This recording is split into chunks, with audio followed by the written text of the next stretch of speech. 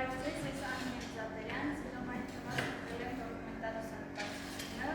քանի որ այն հնարավորություն է տալիս հստակ իրականությունը, պատմել պատմություններ, որոնք տեղի են ունենում իրական կյանքում։ Դոկումենտալ լուսանկարչության մեջ շատ կարևոր է տեսնել և զգալ այն լուսանկարման պահը, ինչի հետ պետք է լուսանկարիչը առնչվի։ Դոկումենտալ լուսանկարչության ժանրերն են դիմանկար, ֆոտոպատմություն, ռեպորտաժ, սթրիթ, կոմերցիոն, սակայն ինձ համար առանձնահատուկ է և ես ընտրեցի ֆոտոպատմությունը, քանի որ ֆոտոպատմությունը հնարավորություն է տալիս տեսանելի դարձնելու հանրությանը այնպիսի ճակատագրեր և պատմություններ, որոնք դուրս են մնում տեսանելի թից այս արագ զարգացող աշխարհում, և ես կկարողանամ պատմել ինձ հուզող պատմությունների մասին։ Դոկումենտալ լուսանկարչի աշխատանքը հաճախ նմանեցնում են պատմաբանի կամ լրագրողի աշխատանքին, քանի որ նրանք ստեղծում են տեսանելի փաստաթուղթ, որը ապագայում կարող է դառնալ պատմական փաստաթուղթ։ Դոկումենտալ լուսանկարչությունը շատ հաճախ դոկումենտալ լուսանկարչության առանձնահատկություններից այն է, որ հիմնված է իրական կյանքի վրա, շատ հաճախ դառնում է պատմական փաստաթուղթ, առաջացնում է ուժեղ զգացմունք և յուրաքանչյուր լուսանկար ունենում է իր պատմությունը։ Սկիզբը 19-րդ դար և մարդիկ փորձում էին դոկումենտալ լուսանկարչությունը օգտագործել որպես իրականության փաստագրման համար և հիմնականում օգտագործում էին պատերազմները նկարելու համար և առաջնայինն էր հենց առաջին համաշխարհային պատերազմը։ Դոկումենտալ լուսանկարչությունը օգտագործում են հիմնականում լրագրության և ֆոտոլրագրության մեջ։ Ֆոտոպատմությունը դա լուսանկարների միջով ստեղծված պատմություն է, որտեղ մի քանի լուսանկար միասին ստեղծում են ընդհանուր պատմություն։ Ֆոտոպատմության տեսակներն են անձնական, դոկումենտալ և կոմերցիոն։ Ինձ համար ես առանձնացրել եմ երկու ֆոտոպատմության հեղինակներ, որոնք են Նիկոլաս Նիքսոնը և Սեբաստիան Սալգադոն։ Նիքսոնը հայտնի է իր վավերագրական և դիմանկարային լուսանկարներով, և նրա ամենահայտնի գործն է Brown Sisters-ը, որը շատ եմ սիրում, իսկ նրա հիմնական թեմաներն էին նաև ընտանիքը, ժամանակը և մարդկային հարաբերությունները, իսկ Սեբաստիան Սալգադոն հայտնի է իր սև-սպիտակ լուսանկարներով, և նրա հիմնական թեմաներն էին միգրացիան, պատերազմները և բնության պահպանության թեմաները։ Իսկ հիմա կցանկանամ խոսել իմ աշխատանքների մասին և ներկայացնել ձեզ իմ ֆոտոպատմությունները։ Առաջին ֆոտոպատմությունս կոչվում է «Երբ տունը դառնում է հուշ», այս ֆոտոպատմության հեղինակները Արցախից տեղահանված հայրենակիցներն են և այն իրերը, որոնք նրանք իրենց հետ բերել են որպես տնից մնացած հուշ։ Առաջին լուսանկարում մայրս է, ով առաջին հերթին տնից վերցրել է ընտանեկան ալբոմները։ Տիկյանն է, ով հետ վերցրել է պապիկի դրամապանակը։ Անուշն է, դուրս գալուց ինքը 9 տարեկան է և վերցրել է մայրիկին նվիրած պապուկ խաղալիքը։ Նատալին է, իրենք հնարավորություն չունեին ինչ-որ բան բերելու, քանի որ իրենց հայրը վիրավոր էր և դրա համար իրենց տան վերջին լուսանկարն է։ Անիտանը ինքը շատ է սիրում նկարել և սա իր վերջին նկարն է վրալել։ Արինան է, իր եղբայրը անհայտ էր և իր համար կարևոր էր առաջնային շուտ հասնել Հայաստան և այստեղ փնտրել իր եղբորը, դրա համար բան չի բերել։ Ալեքսն է, եղբայրս իր հետ բերել է մեր տնից Արցախի տատիկ-պապիկի խորհրդանիշը։ Հայրս է, Վարուժանը, իր հետ վերցրել է մեր տան գտնվող աստվածաշունչը։ Լինան է, վերցրել է իրենց այգուց քարեր, հույզ և մթերքների կտրոնները և այդ ժամանակաշրջանից մնացած հուշ։ Քերրիս ձեռքերն են, քանի որ վիրավոր էր և չէր կարող ոչ մի բան բերել, վիրավոր ձեռքերն են։ Մանյանն է, ով վերջին պահին վերցրել է իրենց բակից հող։ Այս ֆոտոպատմությունս այսքանն էր, հիմա անցնենք հաջորդին։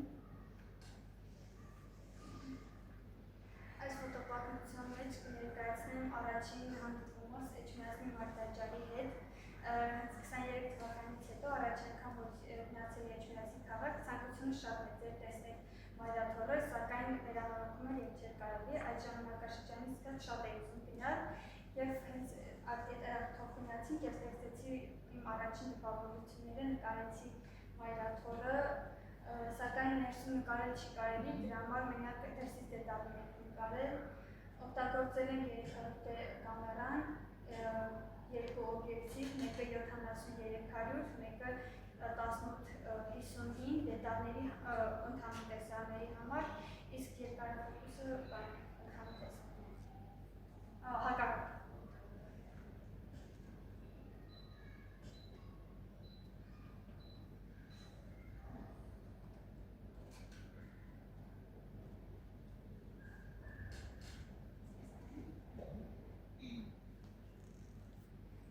Վերջին ֆոտոպատմությունս կոչվում է վերջին աշունը, այս ֆոտոպատմության մեջ կան լուսանկարներ, որոնք արվել են մինչև լուսանկարություն սովորելը, սակայն ցանկությունը շատ մեծ է պապիկիս մասին այս ֆոտոպատմություն ստեղծելու եւ այն ճանապարհի, որն անցավ գաղթի ժամանակ, այդ իսկ պատճառով օգտագործել եմ իմ անձնական լուսանկարները այս ֆոտոպատմության համար։ Առաջին լուսանկարում պատերազմի դեպքերն են պատշգամբից։ Սեպտեմբերի 24-ից 25-ի գիշերը հայտնի չկար, մայրտեսած էր սարքում։ Սա այն իվերն են, որոնք չնկարաբերեինք տեխնիկների պատճառով եւ վարեցին պատշգամբով չլինի։ Տեղահանության ընթացքում բարդեր ստեղծել։ Մայրիկիս տված հացը եւ տատիկիս պատրաստած մուրաբան, քանի որ ասել են ճանապարհը շատ երկար է լինելու, ճանապարհի տեպում էր։ Այս շոկոլադները մեզ տվել էին Կարուն Խաչի աշխատակիցները,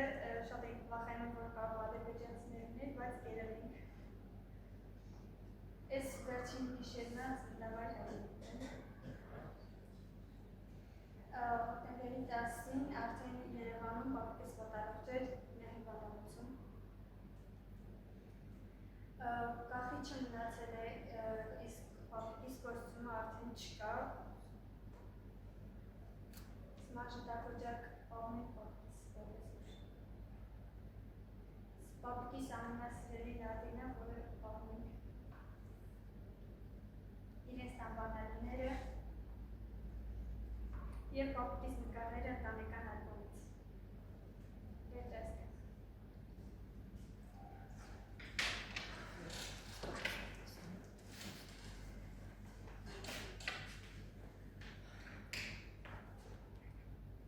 Հարցեր կան երեխայք։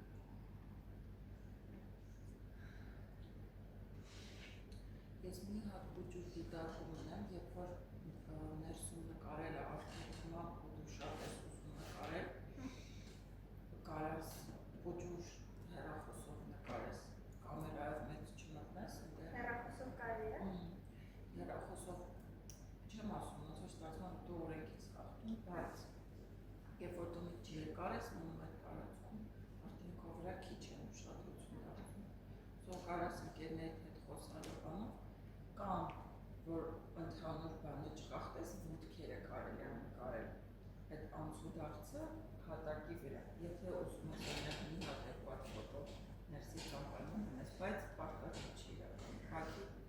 որպես լայվ հակ է մենք ասում։ Իսկ ինչի էջ միացնի տաճարը։ Քանի որ չի եղել ընդհանրապես էջ միացնի, հենց մայրտաճարը շատ է ուզում գնայի, հենց այս ֆոտոպատմությունը, որ սկսեցի մտածում էի ինչ կարող անեմ, մտածեցի, ասեցի անեմ, ու Սուսանը ասեց անեմ, ու գնացի դեպ նկարեցի։ Անի տանբանալիները կպարասին։ Տոն։ Ահավոր հոզիչ է երկու շարքերը, պապիկիդ և ընտանիքի անդամներն էին ոնց հասկացա։ Հա։ Ապրես։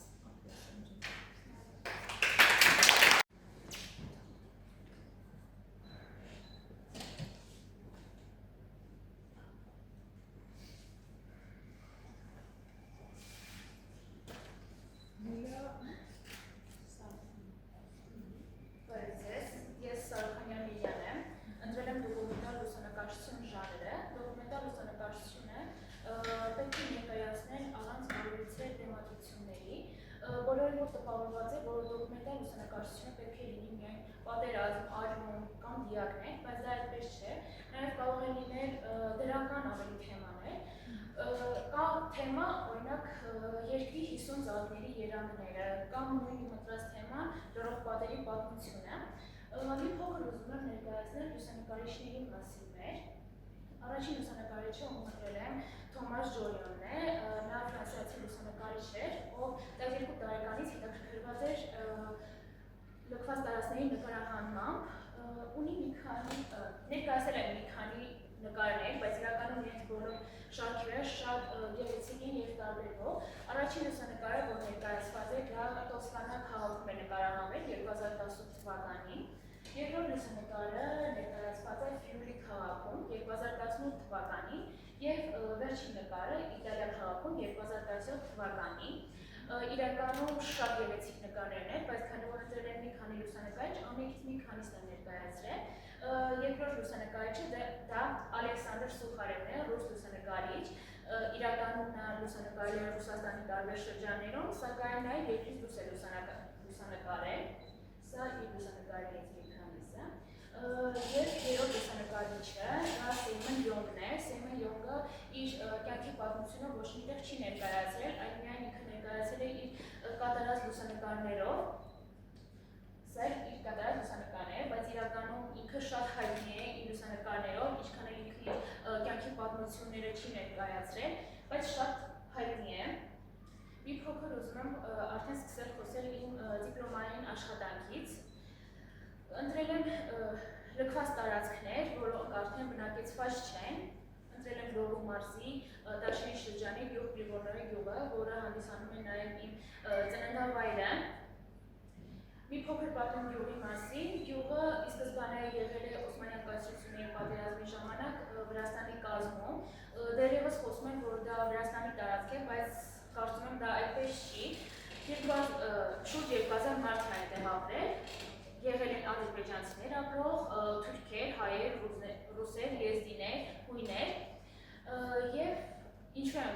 սկզբից ներկայացնում այս պատմությունը, որովհետև ֆոտոշարքերում նաև կան ադրբեջանցի պապիկի տուն, փախստականների տուն։ Հիմա սկսեմ ցույց տալ ներկայացնել իմ տները, որոնք նկարել եմ։ Գորգագործ տատիկի տունը։ Այստեղ ապրել է Գորգագործ տատիկ, իրականում շատ տներ կան, որոնք ճիշտ է լքված են, բայց ինչ-որ իր հարազատի կողմից խնամվում են կամ ինչ-որ եկել են, բնակվել են, էլի նորից գնացել են։ Ներս ես մտել։ Կար տներ, որ ներս են մտել, կար տներ, հնարավոր չէ ներս։ Բոլոր տներում հիմնականում կար կժեր, որ բուժի մեջ ինչ-որ բաներ են պատրաստել, թողել։ Սա ադրբեջանցի հովիվի տուն է, ադրբեջանցի հովիվը է այստեղ ապրել։ Հիմնականում շատ բարձր է այստեղ բարդ է մտնելու, որովհետև ամբողջությամբ փոկացած կերի տարածքն է, բայց կարողացան ներս մտնել նաև տուն։ Սա իր կախիչն է, անձնականի երկից նկարներ։ Լուսամուտ դեպի դուրս։ Սա եղել է ամենասկզբից զորամաս, նշեմ նաև, որ գյուղը կառուցվել է այն ժամանակ, երբ որ արդեն զինվորները թոշակառու էին դառնում եւ մնում էին այդ գյուղում, նաև գալիս էին Ռուսաստանից եւ նորից վերաբնակեցվում էին այստեղ, այդտեղից էլ զորամասն է առաջացել եւ զորամասը վերածվել է հետո մանկապարտեզի։ Զորամաս մոտ գործել շատ դժվար է, որտեղ մի քանի փայտեր կար, որ հնարավոր է գնալ, կամ էլ կար անասնագերեր այնտեղ։ Մնացել է մի բազմոց եւ այս լուսամուտները, կոտրված պատեր։ Սա ռուսական եկեղեցու նվիրյալ տատիկի տունն է։ Ռուսական գյուղ է, ինչպես անունից երևում է, Պրիվոլնոյե։ Այստեղ շատ ապրել են ռուս մարդիկ եւ ռուսական բոլոր տներում կա մի անկյուն, այդ անկյունը հիմա կներկայացույց տամ, ու սկսեմ խոսել դրանից։ Այս ռուսական անկյունները որ կար, այստեղ իրենց արձանիկներն էին տեղադրում ու նաև իկոնկաներ, Հիսուս Քրիստոսի նկարները եւ այլն։ Երբ իրենք լքում էին տունը, բոլոր հարցումների ընթացքում ես իմացա, որ տատիկները ասում էին, ամենաառաջինը լքելուց որոշում են, դա իրենց այս անկյունից մնացած հուշերն էր, իրենց անձնական իրերից լուսանկարներ, նաև կա պատմություն գյուղի մասին, որ Ալեքսանդր Սերգեյևիչ Պուշկինը, որ ճամփորդել է Էրզրում, այդ ընթացքում եկել է գյուղում կանգ է առել, ջուր է խմել և մի կին է այդ ջուրը հյուրասիրել իրեն, դրանից հետո արդեն գյուղի կանանց մայրիկն էին ամենից շատ, անվանում են մամիներ, ու հիմա էլ ընթացքում, որ տեսնում եք խոսում են, մամի են ասում կանանց գյուղին։ Սա իր ձեռագործ աշխատանքներից է, ասեղնագործությունները, այս տատիկին իրականում ես էլ եմ հիշում, ու ինքը իր ասեղնագործություններից ինձ էլ է նվիրել, ուղղակի ճիշտ ասեմ չգտա, որ նվիրել է, կբերեի ցույց կտա, ինչքան գեղեցիկ է ինքը ասեղնագործել։ Լուսամուտի վրա փակցրած լուսանկար, իրավություն լուսանկարն է եղել։ Սա օրացույց լուսական, ինչպես ասացի նա եկեղեցում էր աշխատում, նորից ուշ,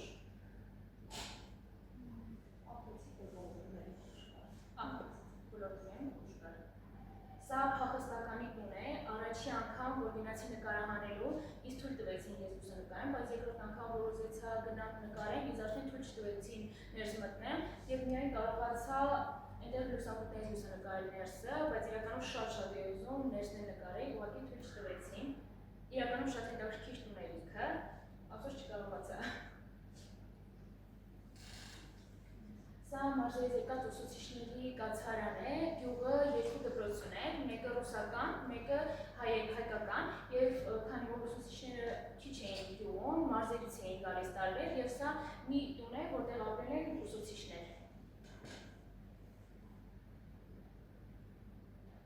Գյուղի վերջին դարբին տունը, այստեղ ապրել է գյուղի վերջին դարբինը, տանը շատ երկաթներ կար և իր հագուստներից ամեն ինչ պահված, բայց իրականում նա շատ վաղուց էր մահացել, երևի թե այստեղ նորից մարդ է ապրում, իր մեքենան է։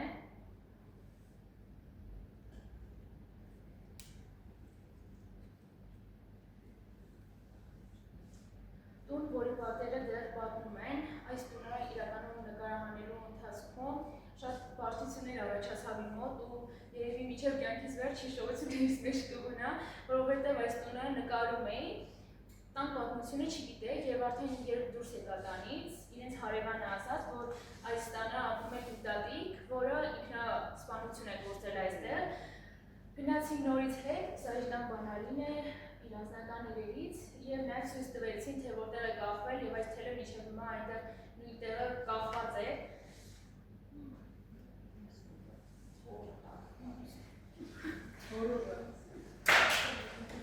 Եվ վերջին տունը, որ ուզում եմ ձեզ ներկայացնել, տատիկի անլքելի տունը, այս տատիկին շատ էին համոզում, որ գնա գյուղից, բայց նա չէր ուզում այս տունը լքել, իր տունը, որը հենց ամենասկզբից ապրել է, սակայն մինչև վերջ նա ապրել է այստեղ, և սա իր վերջին հուշերից է, որ մնացել է այս տանը։ Որ խնդրեմ մի փոքր ավելի դանդաղ սենց կքշես դեպի վերևում, ընդհանրությունն այս լքված։ Իրար հիմա գյուղում ոչ մեկ չի ապրում այս։ Ապրում են, տներն են լքված ուղղակի, 50%-ը համարյա լքված են։ Իսկ ունային շապիկներ արված են, թե Այո, ադա ֆոտոշոպ կադրել է, բայց շատ քիչ, ինչի։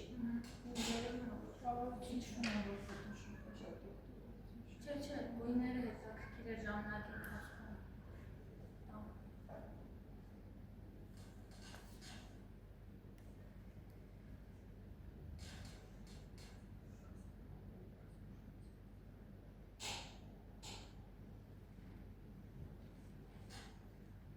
Եվ իսկ Ադրբեջանցու տներ, որ ասեցիք, թե նա ինքը տարբերվում է իր կարգավիճակից։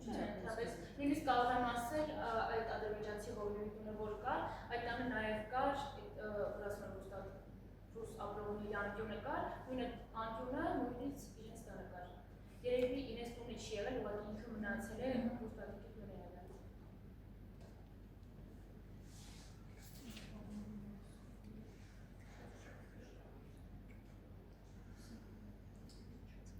Ընդհանրապես մանկանի անգամ վերադարձի նկարահանելու համար։ Երկու անգամ։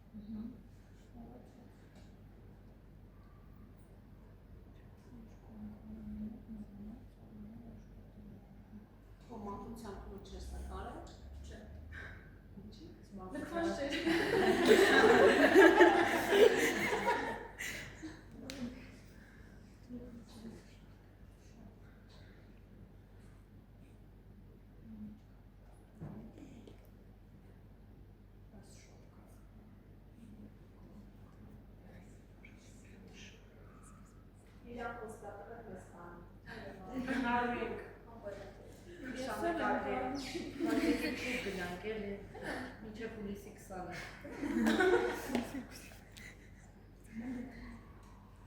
Հիմա ֆոտոներ մեր տեսած։ Այլիան կախանից է դիրեն նայատներ համար, որ մենք խմբով այդ գնայի, ուղղակի վերջին բանի կանցանի հետ կապված ինձ դժվարություններ հայտնեցին, դրա համար ուղղակի դիտացիքներ են, բայց ուժի մեջ։ Լիլկված տանը կգնանք։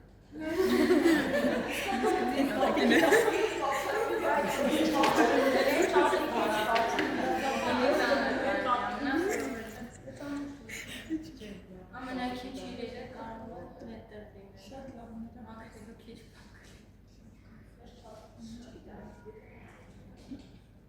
Այս մի ֆոտո շատ նոր։ Դա շատ բավարար չէ։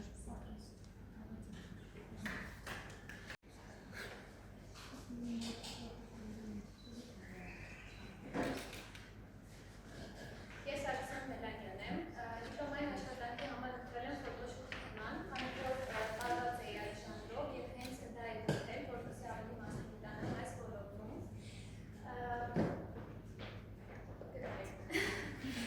Մասնագիտեմ այս ոլորտում և իմ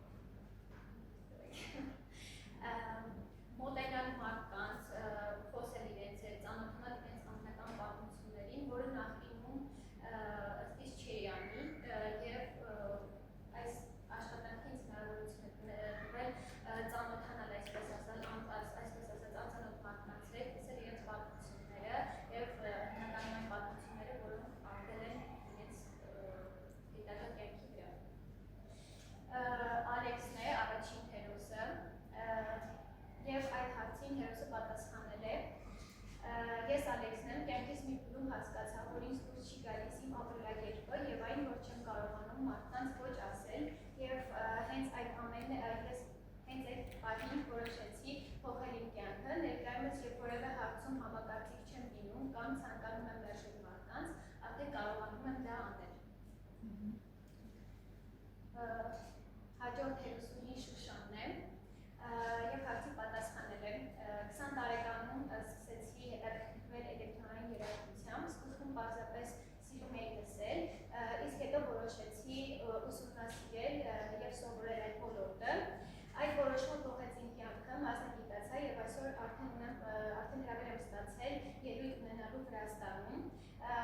եւ պատմությունն ինձ սովորեցրեց, որ եթե իսկապես ցանկանում ես ինչ-որ բան սովորել եւ հասնել նպատակի, պետք է պարզապես սկսես եւ չդադարես առանց շարժվել։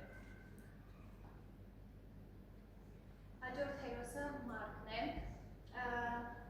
Հարցին պատասխանել է. Ես Մարկն եմ, տարիներ շարունակ շատերն ինձ խորհուրդ են տվել կտրել մազերս, մտածելով, որ տղաները պետք է միայն կարճ սանրվածք ունենային, սակայն ես երբեք չեմ շտապել փոխել ուրիշների կարծիքի պատճառով եւ միշտ համոզված եմ եղել, որ իմ արտաքին վերաբերյալ որոշումները միայն ես պետք է կայացնեմ եւ ժամանակը ցույց տվեց, որ ճիշտ էի, այսօր նույն մարդիկ, ովքեր ժամանակին համոզում էին ինձ կտրել մազերս, ասում են, որ դրանց երկարությունը շատ է սազում ինձ եւ ընդգծում է իմ անհատականությունը։ Հաջորդ հերոսուհին Նելին է եւ հարցին պատասխանել է, որ մեծ ազդեցություն է իր ունեցել իր շնորհայտնվելը եւ հիմա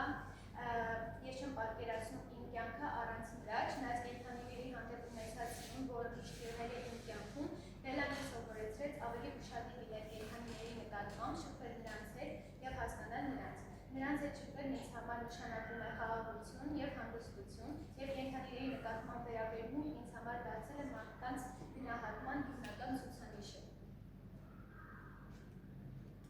Հաջորդ հերոսը Տիգրանն է։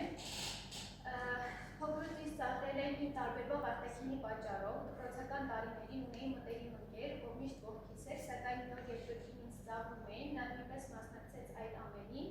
Ես արտաքնապես չփոխվեցի, բայց այդ դեպքից հետո այլևս չունեմ մտերիմ ընկերներ։ Հաջորդ հերոսուհին Մանեն է։ Կյանքից մի փուլում ամբողջությամբ նվիրվել եմ, սիրել եմ, բայց փոխարենը ոչինչ չեմ ստացել։ Այդ ամենից հետո այլևս դժվարանում եմ մարդկանց նույնպիսի վերաբերմունք ցույց տալ, երբ եթե ոչ ոքի չեմ վստահում։ Հաջորդ հերոսուհին Մարիան է։ Մի քանի ամիս առաջ արեցի մի բան, որը նախկինում երբեք չէի պատկերացնի, որ կանեմ, խոսքը բոլորի աչքի առաջ ելույթ ունենալու մասին է, թե ինչպես հաղթահարեցի այդ վախը, մինչ օրս էլ հստակ չեմ հասկանում։ Հաջորդ հերոսուհին Անահիտն է։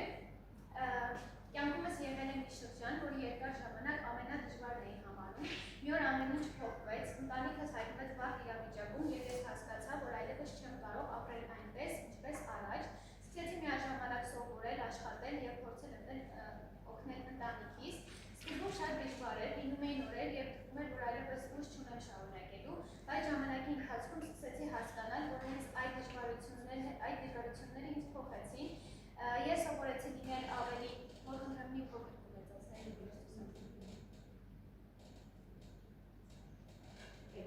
Չէ, ես սովորեցի լինել ավելի համբերական, գնահատել փոքր ու սովորական թվացող պահերը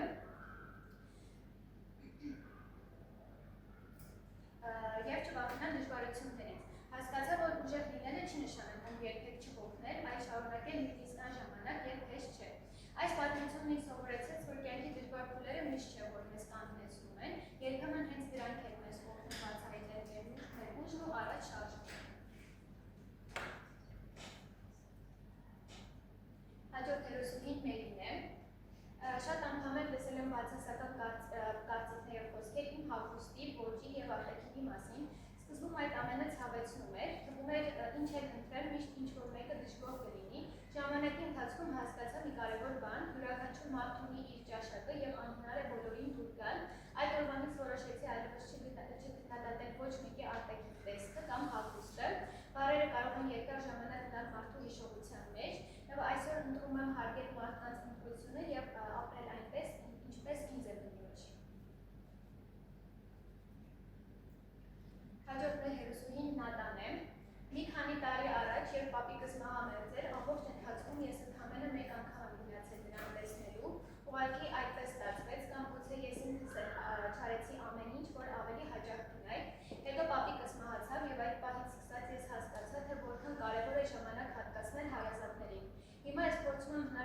շատ ժամանակ անցկացնել իմ սիրելի մարդկանց, հատկապես ընտանիքիս հետ, հաճախ եմ տեսնում գրում ու գնահատում նրանց, որովհետև հասկացել եմ, որ միասին անցկացված յուրաքանչյուր րոպեն անգին է եւ ոչ ոք չգիտի, թե վաղը ինչ կլինի։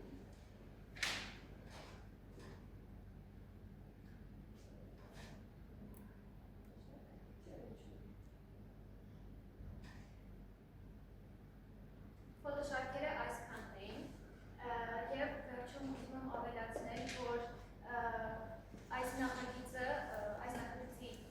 շրջանակներում ես ցանկացել եմ ասել,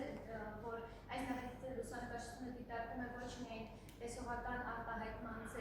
այլ մարդու ինքնաարտահայտման եւ անձնական պատմությունը փոխանցելու միջոց։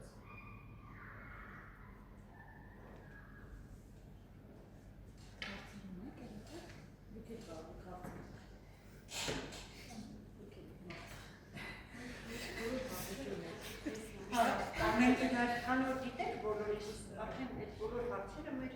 ընթացիկ աշխատանքներում դրվել է սպառվել։ Որ այս նախագծի շրջանակներում ես ցանկացել եմ վերաիմաստավորել ամսագրային շապիկի ձևաչափը, ասելով, որ իրական կերպարները եւ հենց անկեղծ պատմությունները մինչև կարող են հաղթեցիկ լինել, ինչքան որ ստեղծված կերպարները ամսագրային շապիկի դեպքում եւ արհեստական հենց պատմությունները։ Իսկ ինչ որ ամսագրական, որոնց նայել ես հետո անդրադառնալու կամ իրենց նման ինչ-որ կոնկրետ ամսագրեր կան,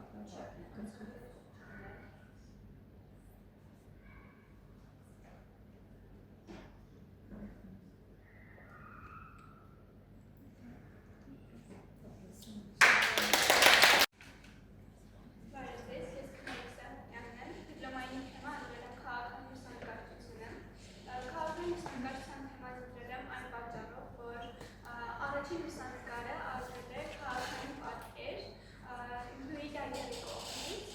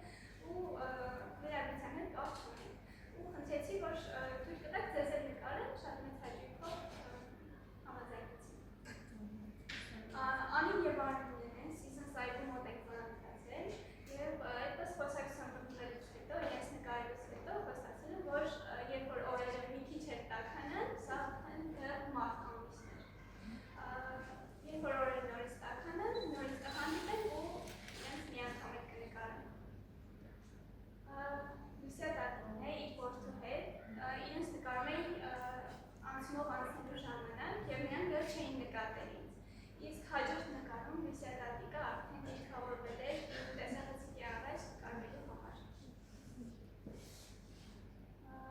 Նաև նշեմ, որ այն լուսանկարներում, որոնց կից չկան խոսակցություններ, ես ուղղակի մոտեցել եմ մարդկանց և խնդրել եմ տվություն իրենց նկարելու համար։ Տիկին Եկատերինան է, ես իրեն հանդիպեցի Կոմիտասում քայլելիս, սկզբից երբ որ մոտեցա ու մի քանի բառ փոխանակեցին, խնդրեցի, որ կանգնի նկարեմ, հրաժարվեց, ասելով, որ չէ ինչ եք ասում, ես շատ տեղ եմ այսօր, չեմ ուզում նկարվել, բայց երբ որ իրեն հակառակը համոզեցի, շատ մեծ ուրախությամբ համաձայնեց։ Խանութի աշխատակիցն եմ, նույն փողոցում տիկին Եկատերինային հանդիպելուց հետո մի փոքր բարձր փողոցով էր և իրեն հանդիպեցի։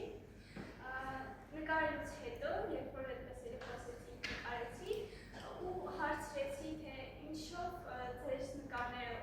ուղարկեմ համար կամ չգիտեմ, էջ ինչ-որ ինստագրամյան կամ ֆեյսբուքյան, հրաժարվեց, ասելով, որ նկար պետք չի։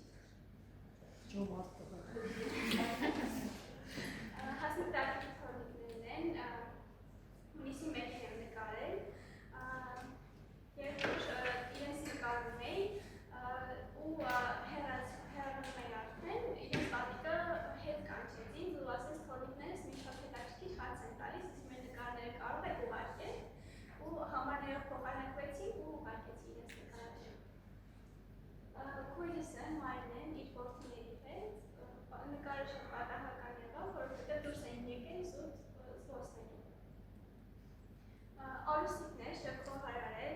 եկել էր Սևանից այստեղ շեփխոհարարների մրցույթին մասնակցելու համար։ Եվ երբ որ իրեն նկարում էի, նկարելուց հետո ինձ զորով տարավ ու պապայքրեցրեց։ Հայրս է, եղբայրիս և իր կինը, այս նկարը ևս շատ խորհրդանշական է ինձ համար, քանի որ քաղաքային լուսանկարչությունը ընտրելուց առաջ ես ուզում էի անել մի այլ շարք, ֆոտոպատմություն, որը նվիրված էր խորաքրիչս, սակայն ինչ-ինչ պատճառներով չարեցի այդ շարքը։ Եվ այդ շարքի մի մասն էր կազմել։ Երկրորդ շարքը ես բացակայում, այդ շարքում ներկայացնում եմ մարդկանց, ովքեր հանրային վայրերում օգտվում են հեռախոսներից կամ ինչ-որ այլ գադջետներով, ինչ-որ բան են անում, նայում կամ լսում։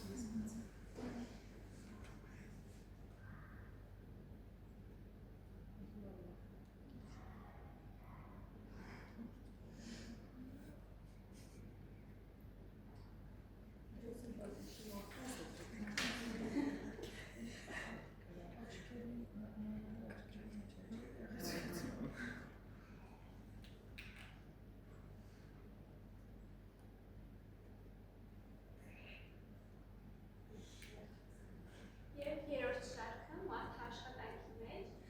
այս շարքում ներկայացնում եմ աշխատավոր մարդկանց, ովքեր ինչ-որ գործունեություն են իրականացնում։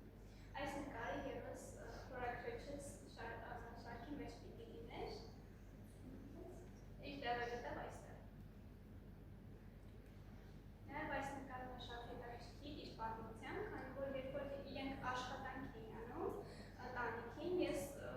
տեսախցիկը միացրեցի ու իրենց ուզում էին նկարել, իրենք տեսան ու ինձ էին նկարում։ Այս նկարը արել եմ Սովորիում,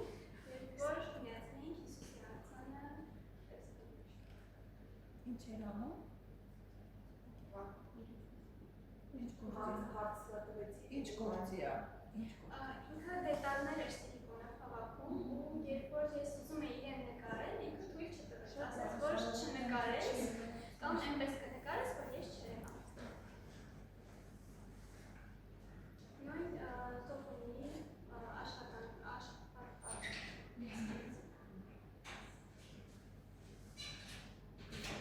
Շերմեսաջից մի փոքր վերևերես։ Եվ հիմնականում օգտագործել եմ Canon 600D տեսախցիկը և մի քանի նկարներում Redmi Note եք նկատառում, այդ մարդը որ դետալներ էր հավաքում եւ օրինակ ինքը նեղում որ դա դեմքերը դու կարաս մենակ ձեռքերը նկարես այդ դեպքում։ Մնացածը շատ լավ է աշխատել։ Այնտեղ որ հետևում Հիսուսի արձանն էր երևում, այնտեղ էր մի քիչ ասենց նկարի խորություն է տալիս, որ ինքը աշխատում է այդ տեսարանի ներքո։ Մի հատ հետ կքշես։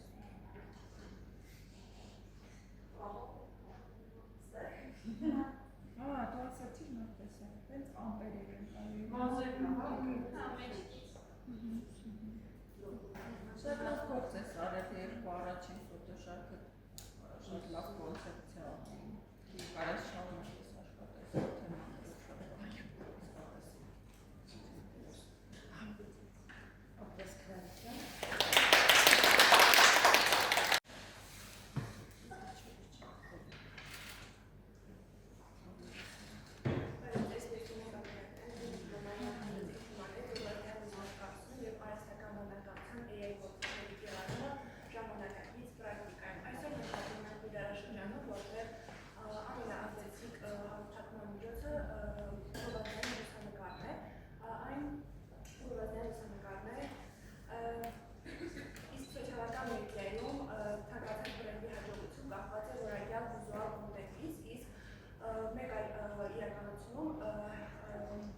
զուգահեռաբար հեղափոխություն է կատարվում եւ արհեստական բանականություն ներխուժում է մեր մասնագիտական դաշտ։ Իմ աշխատանքի նպատակը այն է եղել, որպեսզի ես կարողանամ ցույց տալ, թե ինչպես կարելի է լուսանկարչական ավանդական հմտությունները սինթեզել AI տեխնոլոգիաների հետ։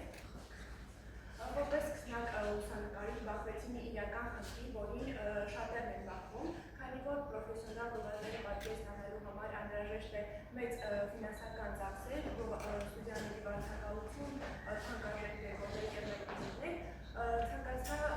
որոշեցի խնդիրը լուծել նորարարական կերպով եւ սովորական տնային պայմաններում նկարված ապրանքներին AI-ի եւ իմ դահանների միջոցով ստեղծել այն վերջնական միջավայրը, որը նախապես արդեն մտածել էի։ Քանի որ մինչև հասկանալը թե ուր է գնում գովազդային լուսանկարչությունը, նախ պետք է ուսումնասիրեի դրա ակունքները եւ առանձնացրեցի ոլորտի 4 հսկաներին։ Առաջինը Edward Stephenն է, ով 1920-ականներին ցույց տվեց, որ գովազդային լուսանկարը ավելի ազդեցիկ է, քան նկարազարդումը։ Երկրորդը Irving Penn է, ով հեղափոխեց ապրանքային լուսանկարչությունը իր կատարյալ ծայրահեղ մինիմալիզմով։ Նա հրաժարվեց ավելորդ դեկորներից եւ ապրանքը ներկայացրեց որպես քանդակագործական արվեստի գործ, իսկ նրա համագործակցությունը Clinic բրենդի հետ մինչ այժմ մնում է ոսկե ստանդարտ։ Երրորդը Ռիչարդ Ավետոնն է, ով կոտրեց այն կարծրատիպը, որ մոդելները լուսանկարում սառած են եւ կադր ներմուծեց էներգիա, շարժում եւ բացահայտ էմոցիաներ։ Նա նաեւ առաջիններից էր, ով մոդելին տաղավարից հանեց դուրս։ Իսկ չորրորդ հեղինակը Օլիվեრო Դասկոսկանին է, ով եղել է United Colors of Benetton բրենդի գեղարվեստական տնօրենը։ Նա ուղղակի հրաժարվեց սովորական հագուստ գովազդելուց եւ բրենդի լոգոյի ներքո բարձրացրեց պատերազմի, ռասիզմի, միաբձեայի խնդիրները, ապա ցույց տալով, որ գովազդը կարող է հանրային մեծ գիտակցություն բարձրացնել։ Գլուխ երկրորդ եւ երրորդում ներկայացրել են գովազդային լուսանկարչության ժանրերը, ապրանքային ֆուդ եւ ֆեշն ուղղությունները, ինչպես նաեւ տեխնիկական հիմունքները, մասնավորապես լույսի հոգեբանական ազդեցությունը, փափուկ լույսը, որը հարթում է մակերեսները իդեալական էլեկտրի եւ կոսմետիկ ոլորտի համար, իսկ կոշտ լույսերը ընտրել էին ավելի հարմար են առարկայի ռելիեֆն ընդգծելու համար։ Արհեստական բանականության AI գործիքները, Invoca AI Midjourney կամ Adobe Photoshop Generative Fill-ը ավելի են հեշտացնում աշխատանքները, քանի որ տալիս են ստեղծագործական մեծ հնարավորություններ առանց մեծ ֆինանսների։ Իմ դիպլոմային աշխատանքում իրականացրել եմ 4 գովազդային ոլորտներ, տեքստի ոլորտում խնդիրներ, որպեսզի հաճախորդին ներկայացվի դիտորի հյուսվածքն ու հարմարավետությունը, այդ իսկ պատճառով նկարելով դիտորի հյուսվածքը AI-ի գործիքների և հրահանգների միջոցով ստացել եմ էսթետիկ և հարմարավետ միջավայր, քանի որ մենք ոչ միայն դիտորն ենք գովազդում, այլ այն միջավայրը, որում հաճախորդը կհայտնվի այն գնելուց։ Մի հատ բան եմ ուզում, առաջին նկարը քվարած լուսանկարը, Այստեղ ներկայացրել եմ այն հրահանգները, որոնցով Invoca AI-ը պատրաստել է իմ պատկերացրած նկարը, շատ են փոփոխել հրահանգները, քանի որ սկզբից չէ ստացվում այն, ինչ պատկերացնում էի, դուրսի ուղղությունը, այդ դետալների հստակությունը։ Բայց մեկ է, ինչքան էլ արհեստական բանականություն օրինակ նայեք շատ սիրուն է կամ եթե խորանանք, ես նրանք նույնպես տվել եմ մեկ այլ արհեստական բանականությամբ աշխատող ծրագրի, հարցրել արդյոք հասկացում է, որ նկարը AI-ով է պատրաստված, քանի որ այդ ծրագիրը հենց դրա համար է, նա ասաց, որ այո, այստեղ կա մասնակի արհեստական բանականության շտկումներ, բայց աչքին այդքան էլ տեսանելի չեն։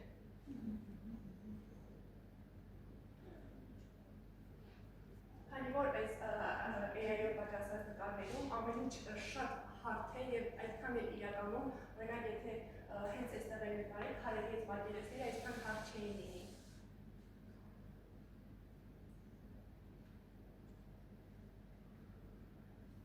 Երկրորդը դեկորատիվ մոդելի լուսանկարներն են, որոնք նկարել են պարզ չեզոք ֆոներին, հետո ավելացրել են ավելի հաճելի միջավայր։ Ու նաև այս բանի ես աշխատում եմ զարույցների և մոդելի արտադրության խանութում ու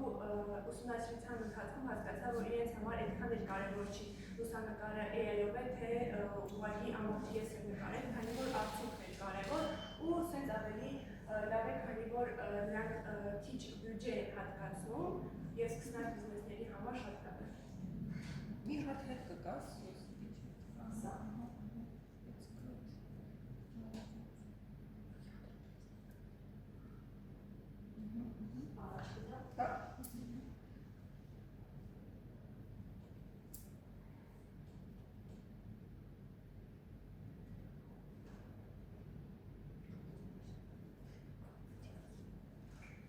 Ես ինչքան ցանկանում եմ, որ այս AI-ով պատրաստված լուսանկարները ես անեի, բայց շատ ռեսուրսներ պահանջվեցին դրա համար։ Նաև օգտագործեցի գունային այն գաման, որպեսզի հենց օբյեկտը միանգամից ընդգծվի լուսանկարում։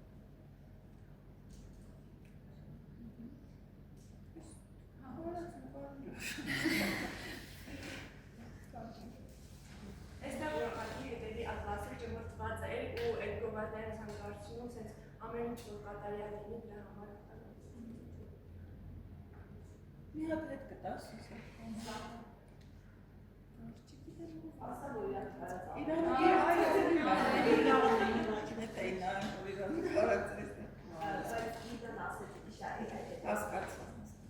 իրան կարած ամեն դեպքում պատրաստի աշխատակից համարդը ամեն ինչով, ինչու չէ, շարունակ դվել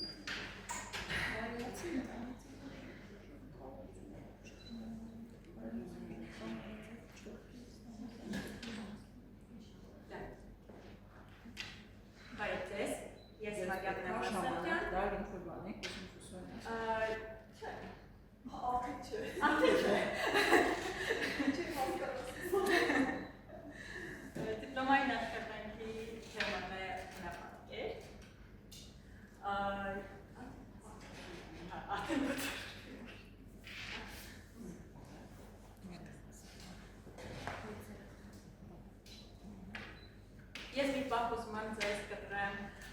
մեր քաղաքային աղմուկից։ Շատ խնդրում եմ բոլորի հայտնել ձեր աչքերը և պատկերացնել ձեր կյանքի ամենախաղաղ պահը։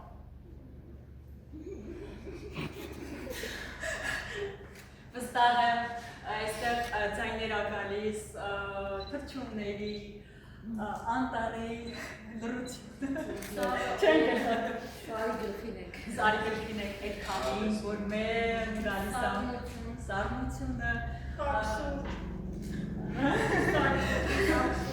ծովի ալիքների ձայները, լսեցիք։ Շատ լավ է, հիմա անցում ենք կատարում իմ արդեն ճամփորդություն։ Այստեղ ներկայացրել եմ շեշտասար բարձրանալուց բարձունքի ճանապարհը։ Ինչ տեսարաններ ենք մենք տեսնում։ Ամեն քայլով, ամեն հաջորդ քայլով մեր Արարատն է երևում ու գնալով ավելի ու ավելի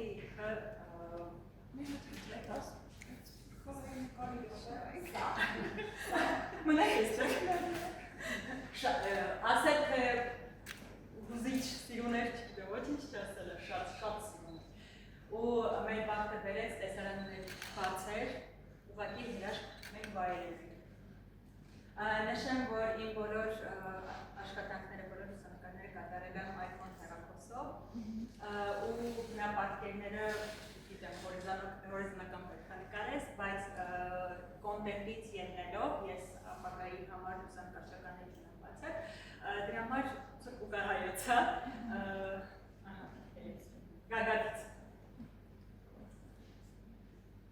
Տեսարանը գագաթից։ Բարձրությունը 2098 մետր։ Քայլել ենք փետրվար ամսին։ 14 կիլոմետր քայլել ենք։ Մայրամուտը հրաշք։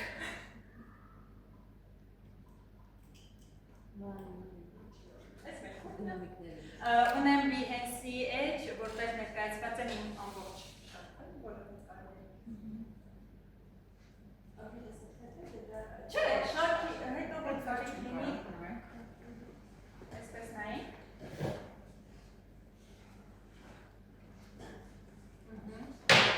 Այստեղ արդեն Հովասար ենք բարձրանում, մարտ ամսին, Հովասարը Տավուշի մածումը, այդ օրը շատ լավ եղանակ է, ասեմ, այդ օրը մենք 4 եղանակ տեսել ենք, արև, անձրև, կապուտ ու լավ ձյուն, նախորդ այս նկարը, ոնց որ գարնան զմրվա, համախար Այդ ծառի նկարը ոնց որ համ մենք անցանք տեղ, որ անձրև կազմոզեղա, մարախուկի մեջ ենք, մենք քայլում ենք հենց մարախուկի մեջ 3050 մետր բարձրությունը հաղթահարել ենք, այնտեղ անտառում մենք բազմազան ծառերի ենք Այս հենց գագաթից արված, մենք տեսարան չտեսանք, բայց փոխարենը շատ սիրուն միստիկ մարախուկ տեսանք։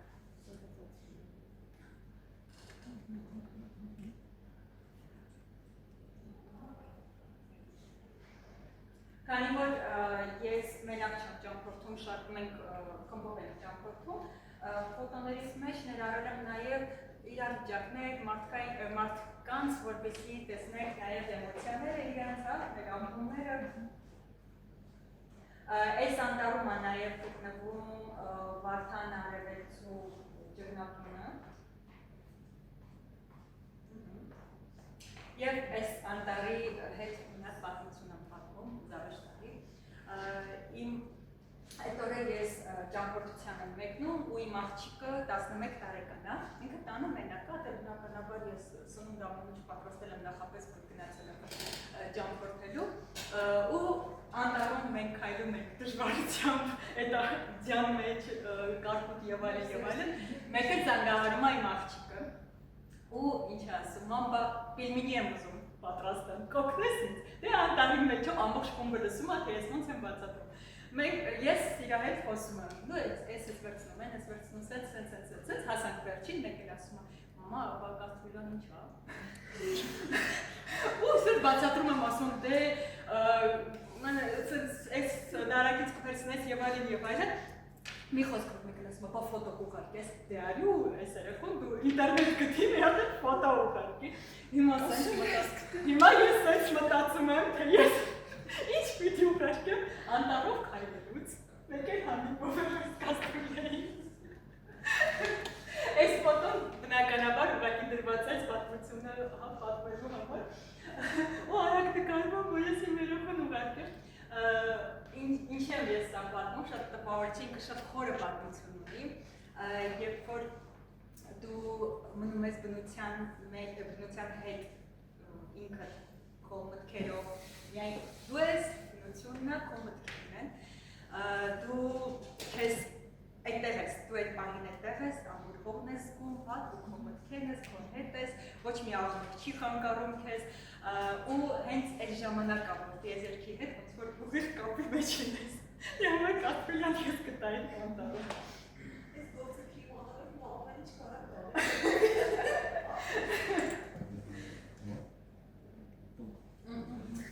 Մայիս ամիսներ, մտանք Ջավախ։ Ես իմ կյանքում առաջին անգամ էի Ջավախում։ Այստեղ մի քիչ բարձրության վրայից եմ նկարել։ Լիճը անուն չունի, տեղացիները ոչ մի անուն չասեցին, Վաչյան գյուղն է, հայաբնակ գյուղ է ինքը, բավականին մեծ գյուղ է։ Աբու լերն է, որտեղ որ մտադրված եմ նվաճեմ, կագատը։ Այնտեղ շատ սնուն տներ կային, որ սենց խորհրդավոր տներ էին, սենց շատ որոշեցի անել, սաղամորիչն է, այլի Վաչյան գյուղից, ինչ եք անում դուք 5:45 րոպեին։ Գիշերը քնա։ Ես արյունակ սովորաբար արևածայք եմ նկարում, շատ եմ սիրում, արևածայք շատ եմ նկարում։ Սա այդպիսի բերդն է, ու և Փարվանա գետերի միախառնման քվայրն է։ Այս նորից Մարիամոտ Վաչյանում։ Մի հատ հետ ասում։ Սա։ Դա։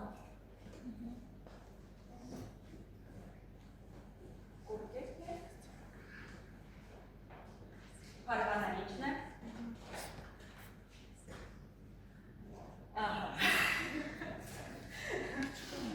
Այս շարքը ասել իմ սիրելիներից է, ոչինչ չասել է։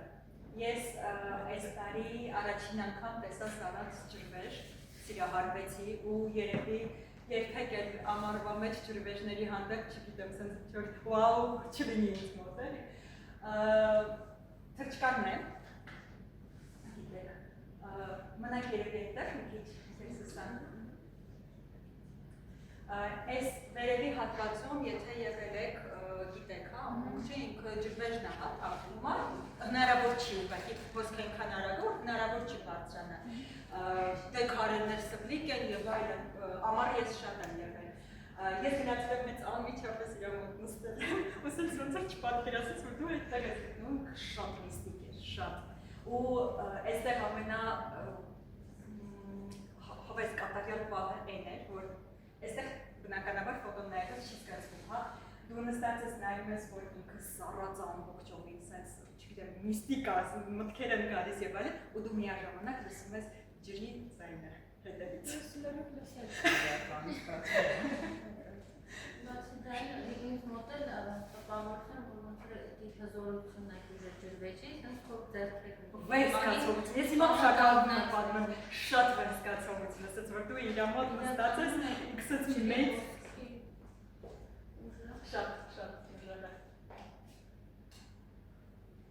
Ճանապարհն է իրա։ Ես ջրվեժ այդ հատվածում էր Սարած, ինքը շատ հետաքրքիր է, շատ իսկապես շատ սիրում է, ու չկար որևէ հատված, որ ջուրը երևար, որ ինքը գալիս է հոսում է, միայն հետևից ձայնն է լսվում։ Այս մենք խորոված էին կանում։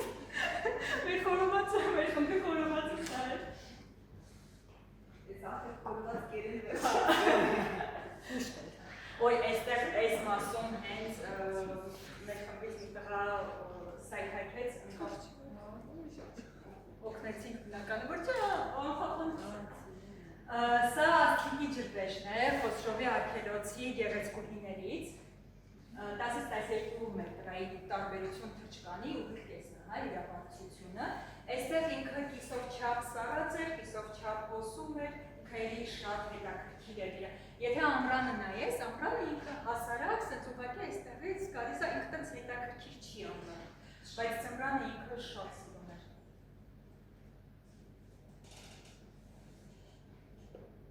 17 կիլոմետր քայլում ես արգելոցով։ Սա Վահագնի ջրվեժն է, իրար մոտ են գտնվում, ինքը սառած չէ, սառած է միայն կողքի հատվածները, խաղում էիք մի քիչ։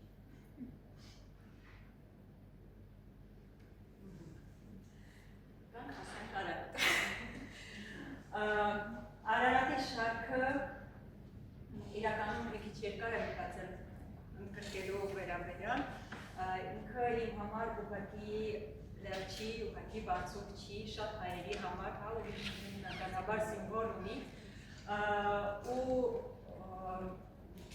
նշեմ, որ 3 շաբաթից ես այնտեղ գագաթին եմ լինելու, հույս ունեմ, իհարկե։ Սա իմ պատուհանի տեսարանն է։ Ես ամեն օր կարողանում եմ վայելել ու ընդգծել դուրս հանել իր բնավորությունը։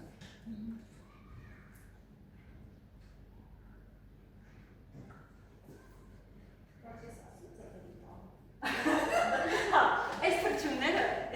իրանք ուղղակի թրջուններ չեն, այս խոսացվածը,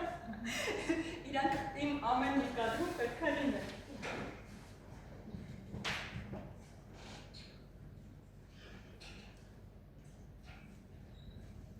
Իմ պատուհանից չի, բայց ֆոտոկայքից, հա։ Տիտիկները դրեմ։ Մայրամուտն է, մի օր կհիշեք Երևանում ինչ զոր մայրամուտ եղավ, բոլորը վիդեոֆոտոներ էին անում, հրաշք է ուղղակի։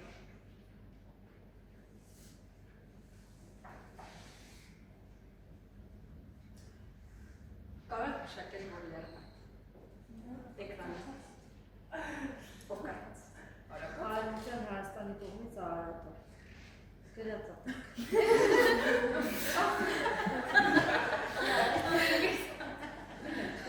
Սիսն է, այս մասում կարող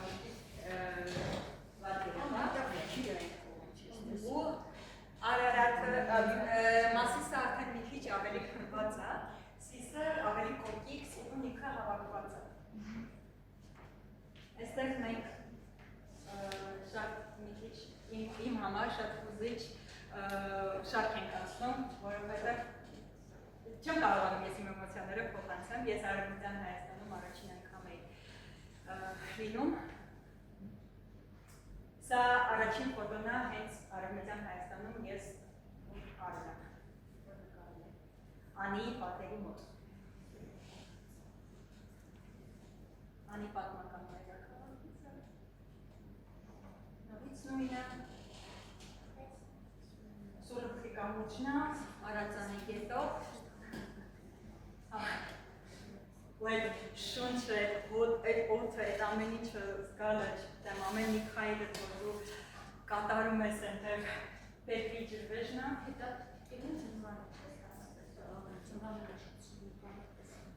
ուզում եմ ձմռանը շատ գտեմ, Վանի բերդ էինք գնում ու այնտեղ տարածք կա, ոնց որ այգու նման տարածք կա, մի քիչ տենց չեմ ասել աղբանոց, բայց մի քիչ բացի թողի վիճակ է, այս հրաշք չգիտեմ, մի տեսակ ինձ համար հեքիաթային վայրը շուտ պատահական նկատեցի, շատ ուզեց սա շարքումներ արել։ Հենց Վանի բերդը, այս կամուրջը պատմություն ունի, այս կողմից ուրեմն տեսել եմ արդեն, ես սենց կոմպոզիցիան հավաքելով ուզում եմ նկարեմ ու անընդհատ մարդիկ են անցնում։ Ուրեմն նստած սպասում էի պահի, որ պետք է անպայման մարդ չլինի բնականաբար ու այս տիպիկը։ Ինքը պիտի լիներ անպայման։ Սա հողի կամուրջի վրայից եմ ես նկարում։ Ինքը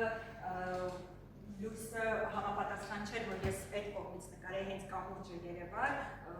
ոնց էլ նկարեի ինքը շղմունք էր լինելու, սիրուն չէր լինի, բայց սա շատ ուրիշ խորհուրդ ունի, ինքը մուրց և պարակս կետերի միախառնման հենց կետն է։ Այս կողմից, աջ կողմից նայում ես երկու գետերը գալիս են միախառնվում են, մյուս կողմից, ձախ կողմից դուրս է գալի միայն արագ կետը։ Սուրբ Խաչ եկեղեցին է, այո, տիպիկները Ախտամար կղզին է, նավի վրայից եմ նկարել, դեռ կղզի չի այսօր։ Ներվանալիչն է, Անի պատմական մայրաքաղաքն է նորից։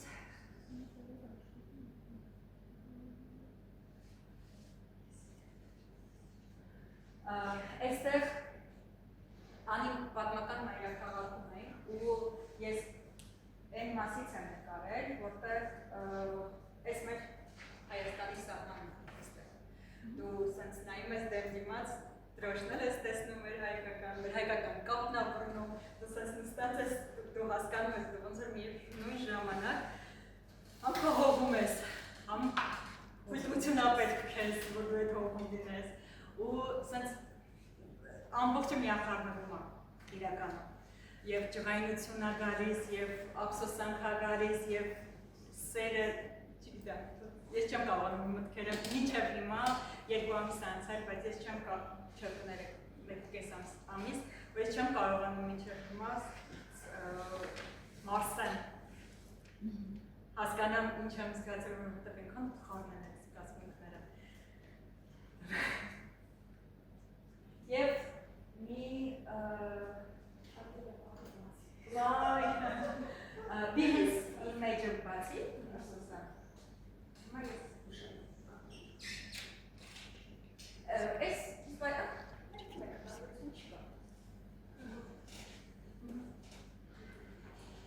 իմ անպարորասեքին,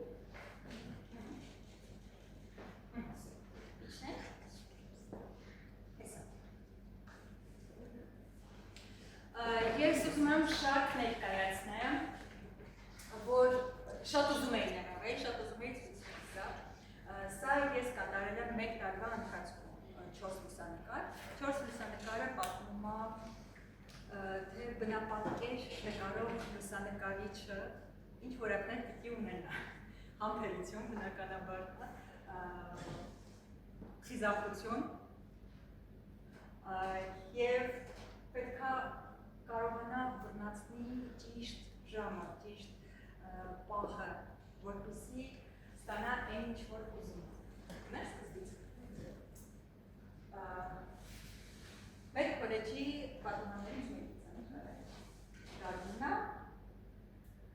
Ամառնա, Ամառը մեր քոլեջի բակում ուջուրիկներ կան միշտ, որ պետք է այդ պահը բռնացնես, երբ որ ոչ մեկ չկա, երբ որ սենց անմարդ է։ Ինչը շատ դժվար է։ Աշինա, տերևների համար է, ուջուրիկները դրսում են, ձմեռնա, ու այս նկարին ես շատ երկար եմ սպասել, ես կարողանայի ճիշտ նկարեի, քանի որ Երևանում նոմոնավանդ Բանգլադեշում հենց ցույց է գալիս, մի անգամից պատմում է, որ համ ձյան ժամանակ լինի, համ մարդ չլինի, ուջուրիկները չլինեն մեր, որ իրար հետ խաղան։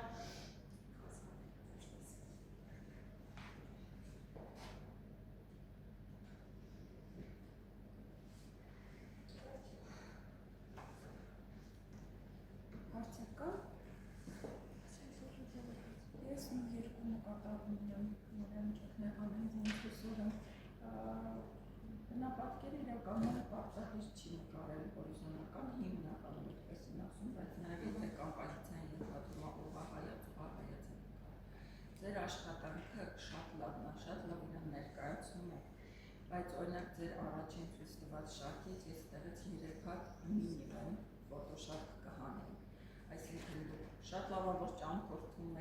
խնդիր ներկայացնում եք ձեր ամեն տեղ, որտեղ գնացել եք, էմոցիաները դրա հետ կապված,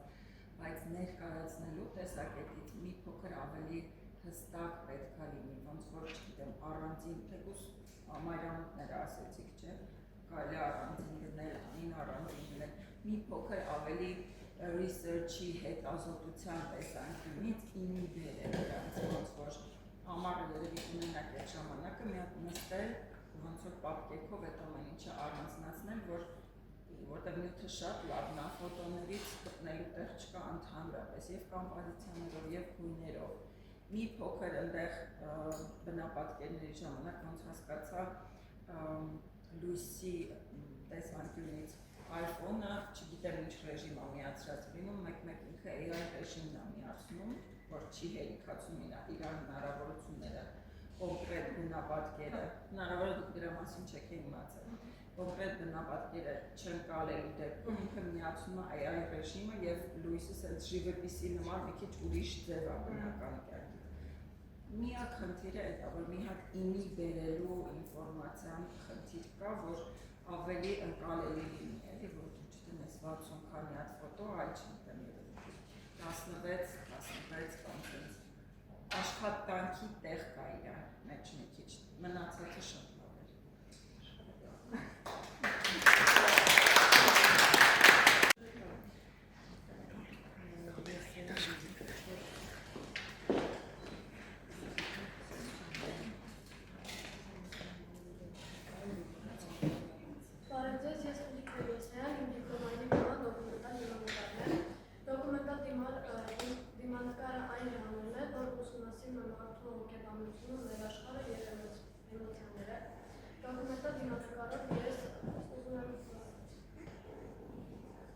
Դոկումենտալ լուսանկարչությունը ես ուզում եմ ցույց տալ մարդուն իր էմոցիաներով, որը ավելյալ կյանքում թաքցված է նրանց հայացքների մեջ։ Դոկումենտալ դիմանկար ժանրի մեջ մեծ ազդեցություն է ունեցել Լուիս Հայնը, ամերիկացի լուսանկարիչ, 20-րդ դարի լուսանկարիչն է։ Լուսանկարիչի Լուիս Հայնի շնորհիվ 16 ժամ աշխատանքային ժամը կտրվեց մոտ 8 ժամվա գրահարկի։ Սա իր աշխատանքներից մի քանիսն են, նա նկարել է մոտ հարյուրավոր երեխաների դիմանկարներ։ Դիմանկարները արված են արտարդյունաբերական և տարբեր գործարանների տեղամասերում։ Այս երեխայի դիմանկարիչներով կհասկանաք, որ նա հոգով հասուն մարդ է, որովհետև նա փոքր տարիքից աշխատել է, բայց սակայն նրանք շատ քիչ են վարձատրվել։ Լուիս Հայնը միակ լուսանկարիչն է, որ բարձրացրեց այս հարցը և իր շնորհիվ 16 ժամվա գրաֆիկը կտրվեց 8 ժամվա գրաֆիկով։ Խոսենք իմ աշխատանքներից։ Իմ աշխատանքներից է 89 մանկապարտեզի դիմանկարները, 89 մանկապարտեզի կանայք են, դաստիարակներն են, նրանք ապահովում են ոչ միայն երեխաների ճիշտ դաստիարակությունը և կրթությունը, այլև մաքրման աշխատանքները շնորհիվ կողիկի և մաքրում։ Տիկին Ալինինի մանկապարտեզում աշխատում է մոտ 30 տարի։ Տիկին Ալինինը մաքրում է։ Ոնց է քեզ ներս Ճիշտ ասած մայրս աշխատում է մանկապարտեզում։ Տիկին Ալինինը մանկապարտեզում աշխատում է 3 տարի։ Անուշտը աշխատում է որպես դայակ 5 տարի։ Ընկեր Սյուզինը աշխատում է որպես դասիար։ Ընկեր Արուսնը աշխատում է որպես դայակ 8 տարի։ Մայրս Լիանա, ընկեր Լիանա մանկապարտեզում աշխատում է 10 տարի։ Ես այս նախագծի շնորհիվ ուզում եմ ասել, որ բացի մանկապարտեզում աշխատել երեխաների դաստիարակությունը և կրթության հետ, նրանք համատեղ աշխատում են նաև մաքրում են, սակայն նրանք չեն վարձատրվում։ Արդեն քաղաքային դիմանկարներ, քաղաքային դիմանկարների ժամանակ ճիշտ է շատ խնդիրներ առաջացան, որոշ մասը ուզում եք, որ ես իրենց հետ կարամ որոշ մասը ուզում եք, որ ես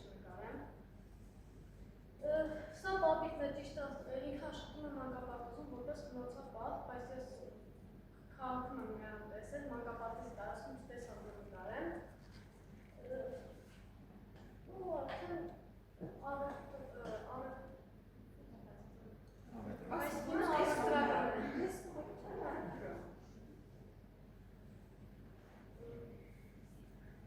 Արդեն ստեղ գալիս է այն ժամանակ, երբ որ նրանք էին ուզում վերից նրանց նկարելով, ես պատահական պատահական, ես մեկներ պատահական նկարել եմ, առանց հարցնելու, չգիտենալ, որ ես նկարել դիպլոմայից մեր ժինվրա, ասել էին, որ ոչ պիտեղ չկսեմ ու ջնջել, բայց քանի որ շատ լավ նկարել եմ, որոշեցի դիպլոմայից մեջ Հետո ջնջել։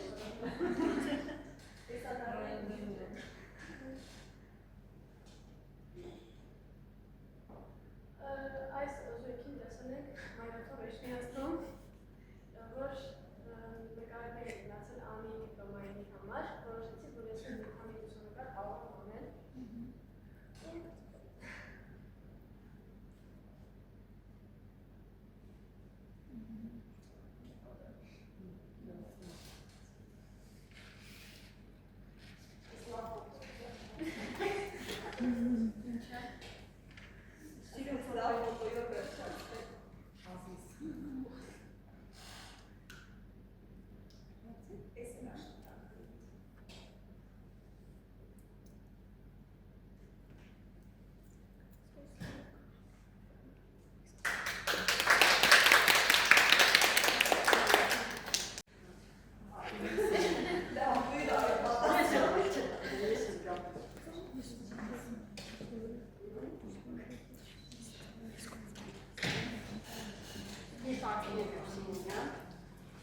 Վավերագրական լուսանկարչության նկարահանցել եւ ես համար վավերագրական լուսանկարչությունը սկսում եմ արդասիրությունից։ Իմ պատկերացմամբ վավերագրական լուսանկարչությունը այն միջավայրն է ստեղծում, որը պատմում է կյանքը ինչպես որ կա։ Վավերագրական լուսանկարչությունը նաև փորձեմ խոսել իմ 9 շարքերից, 9 փոքրիկ շարքերից այսպես ներկայացրել, դիմանկարային, քաղաքային լուսանկարչություն, պատկերային եւ վավերագրական լուսանկարչությունը նաև անձնական, ինչպես պատումը,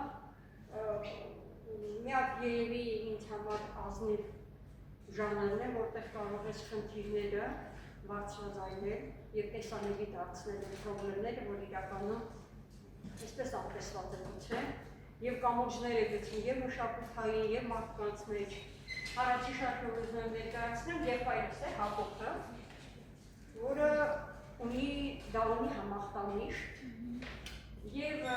մեր ընտանիքի ջերմության 90 թվականին է ծնվել Հակոբը, մեր ամենափոքրն է, 3 քույրեր ենք մենք եւ Հակոբս։ Եվ Հակոբը դարձել է մեր ուրախությունը։ 15 տարեկանում ամեն առավոտը սապշվում է եւ այդ սիրուն կուլտուրան նաեւ Հակոբին է փոխանցվել։ Հակոբը մեր տան լիիրավ անդամն է եւ այս շարքով ես ուզում եմ նաեւ բարձրացնել, որ մեր առաքելություն ունեցող երեխաներ պիտի ունենան լիիրավ հասարակության անդամ են։ Եվ ես գիտեմ, որ մենք գյուղում այդ խնդիրը կա, որ թաքցվում է իրենց երեխեք։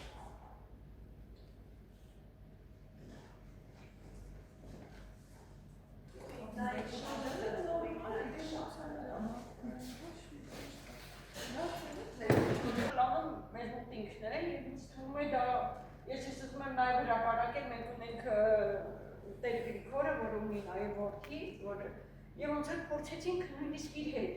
թե Հայաստանում ճշգրտված քանակ չկա Դաունի սինդրոմով, քանի երեխա կա։ Կոնկրետ ես Վարդենիկում կան մի քանի ընտանիքներ, որ իմ համար սարսափելի ցավոտ է, երեխեքի նույնիսկ մի քիչ հեռու բարեկամները չեն տեսել։ Եվ սա մայրս է, մանկաբարձ 25 տարի տարականուսության մեթոդիկա, Հակոբից հետո ոնց որ ամբողջությամբ նվիրվեց կենտրոնացանք Հակոբի վրա։ Ես մորս ձեռքն եմ։ Մայրս ադիցրած, այսպես հիմա ոնց որ խնամված տաղերի ու ես Հակոբս։ Ես մեր ադիցրած արդեն երևնի, ինքը այնքան սիրով էր սպասում այս ֆոտոշապին, ինքն ասենց սցենարներ թելադրել, ուզում ես ես փչեմ նկարի, ասում եմ հա, այնտեղ ոգևորված երեխեքով ամեն ինչով, այսինքն այս Անայիս հետ է, որ երբ որ գնում ենք տունը համլեցվում է, համինք հետ իր ամբողջ այդ արևսեր ու ջերմությունը ոնց որ փոխանցում է մեզ։ Այստեղ ամենաշատը սիրեցի, որ ինքը ուզում էր իր ուժը ցույց տալ, քանի որ չի հասնում երևի, այս մի հատ վերից դրեց, տեսավ երևի չի հասնում, ու այս հնարքն է իր այդանացել։ Ու շատ ինքը առինքնող, այսպես մի տեսակ կարծիք հայտնող, ու շշմեն իստումա բոլոր երեխեք ամեն մեկի իրությամբ ինչ-որ ֆենոմենալ հիշողություն ունի, երաժիշտներին, անուններին, աշխատանքներին, այսինքն ինձ թվում է այս տեսակ երեխեքը ամեն մեկը գուցե ինչ-որ մի կերպով պապաս իր սիրած գործին, իմիջայլ այդ բոլորին հրավիրում է Վարդինիկ, որը ասում է շշմելու, այն ծաղկան ու ես առաջին անգամ փորձեցի ու ինձ թվում էր չի ստացվում, որտեղ անձնականը մի քիչ նկարել է բաներ էլի։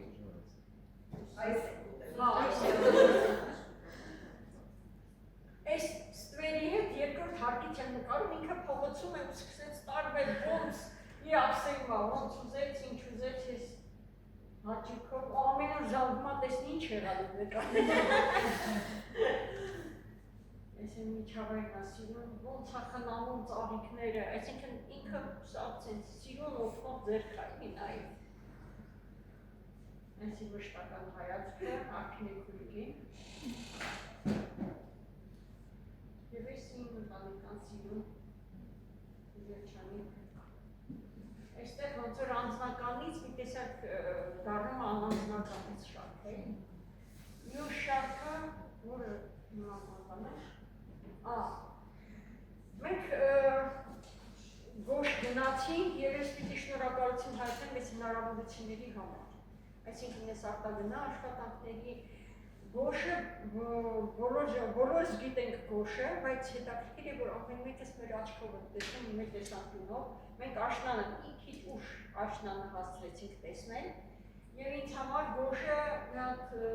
չգիտեմ, բնության տեզերքի կողմից մեզ նվիրած մի հատ հսկայական սիրուն նաև պավիլյոն կարելի է ասել, որտեղ կարելի է ոչ միայն այդպես անտառը լճի հետ հանդիպումը, այդ ստվերներ, այդ ամեն ինչը, մի տեսակ մարդկանց այստեղ դիմանկարները օրինակ արել, ես իմ ամենասիրած կողմից է, շատ հաջող պատկառում եմ,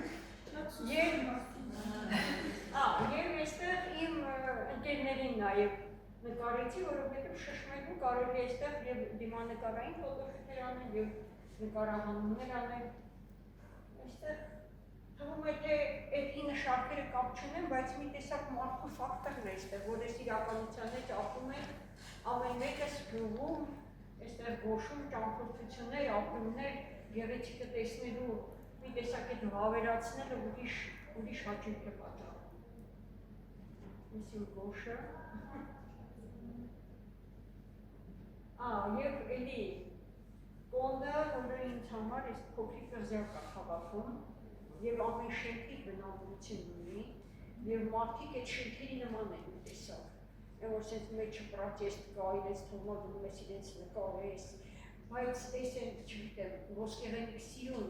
կուտուրիկ գանցան, որ պիտի պատվի։ Եվ մենք էլի ես մեր խումբը, ես ամենաշատ նաև սիրում եմ, երբ որ աշխատում ենք միտեղ գնանք, աշխատանքային վիճակները նկարել, որովհետև այդ շատ գտած է նախորդ ֆոտոն։ Այս պանդեմիկ ֆոտոները ու լրիվ շատ զբաղված է, մի անգամից ասում, մի հատ թեքվեք ժպտացեք, ուսես մի անգամից խոտան ստացվում է շատ էմոցիոնալ հավես, թերևս ես լքված, բայց չգիտեմ, շփմելու զգացողություններ ունեցա, կոնդը անդադ գնացել է, բայց ընկերսս ան երբ կոնդ գնալը, լերի ուրիշ կոնդ աչքիտ առաջ բացում, ու այս այլերց է տեղ լինելը, այս դմերվակեսին ասենք ես տրավովանությունից դուրս աթվում, այս մարդիկ ապրում են ես կենցաղով, ու էտ է ինձ ամենաշատը բան, որ ինք չեն մտածել, որ սա կարող մի լուսանկարչի աչքից վրուպի, ես մեր սիրում Հավույս լվացքն է շատ։ Ու ինքնաբուխ մեզ մոտ միացավ այս տատիկը, որը 5 կոնդեցի է, ու խոստացավ, որ բոլոր երբ գան, կոնդում հարց չունենք մենք, որովհետև ենք դիմում, ոչ մի թաբդուր չի մնա մեր առաջ, չեն ուզում նկարվել, հետո ասեցի, նկարեցի, վերջում բայց ասեց, վերջ չնկարեցի չէ։ Եվ իմ անին տեսակ լայտմատիվ է, որ գնում են, ստացվում է, այս դիմանկարը հաջորդ եկող դիմանկարը շատ եմ սիրում, շատ։ Եվ սենց մի տեսակ էպիկ բան կա, մի տեսակ Հիսուսի ժամանակներն է ինձ հիշեցնում։ Ինձ մոտ նաև ուրիշ հայտնի լուսանկար չկա, Ստիվ Մաքրոյի Արաբը։ Ես ես հիմա իմ անդրադարձած թեման հենց այս աղջիկը շատ սիրում եմ։ Ու սիրում եմ նաև այս ինքնաբուխ արած նկարներ, ես հիմա չգիտեմ, օրինակ Հյուսիսային պողոտայի մի տեսակ չեմ հասկանում, այն մնացածը, բայց այստեղ սենց կոնդին մի տեսակ սազում է այդ ամեն ինչ, այս ինչ որը, ամենքից մեկից այսպես փոքր, այս հանրապետություն, և հանրապետության հրապարակում, քանի որ տոն էր, ես գնացի ոչ թե տեխնիկայի ու զինամթերքի ու ես ինչի հետևից, այլ պարզ մարդկային էմոցիաների, որ առաջանում են, որ երեխեք եկել են, ես ասենք պատմական արդեն լուսանկար, կարող այ վավերագրությունը ես է ինձ համար, որ մի քանի տարի հետո ես կարող է արդեն լինել փոքրիկ փաստաթղթ ու աշխատել եմ միայն էմոցիաներ նկարել, տարբեր վիճակում, ես երբի պահանջել է, որ չկորի ամբոխի մեջ, դեռ չկար էլի տանկերը, ես այնքան սիրով իրեն այսպես թարս էին արևին, հետո խնդրեցի մի քիչ ժամը շատ անհարմար էր առավոտ շուտ նկարել եմ հույսով, բայց իրենք ես հաճույքով միացավ ինձ։ Ու այսպես պահել եք փորձել բանանել։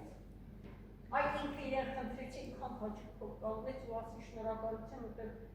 իրապես ամենամեծ գործ առավոտից դու ես արել, որ դու գալիս են այս տունը այլ։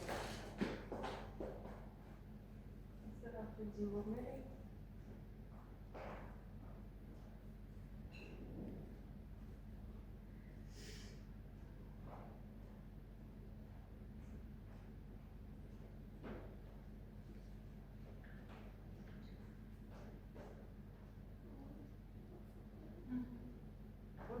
Սիրուն է պատմողներ ենքան լավ օգտագործել էին քանդակները, այո, ենքանի այս արդեն ֆոտորեպորտաժի ոնց որ ժանդակում կարել էլի այն ասում դուրս է ոչ մի տեխնիկական վիճակներից այլ իստեն ենքան սիրուն դիրքավորվեց տեսավ է ֆոտոյով անում են այդել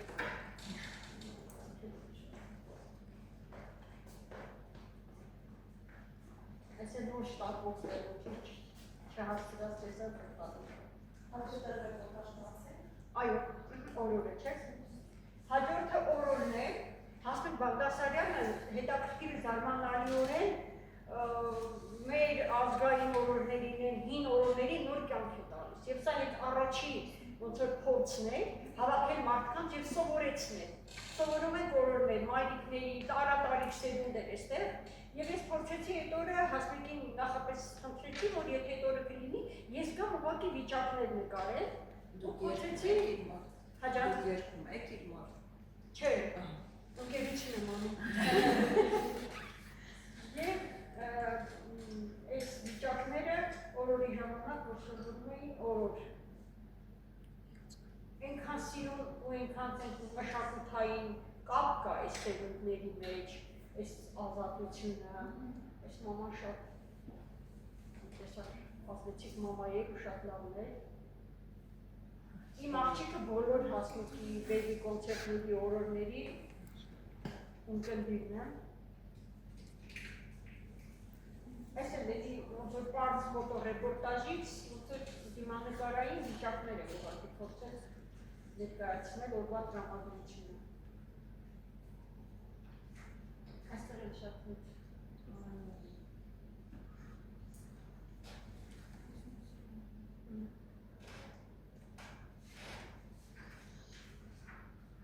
Այս հարևաններ շատն է, քանի որ գյուր եմ գնացել, ամենաճկուն, ամենասիրուն, այսպես հեշտ է եղել այդ դենց հետ։ Մի անգամից այս կինը երիտասարդ հասակում ամուսինը կորցրել է,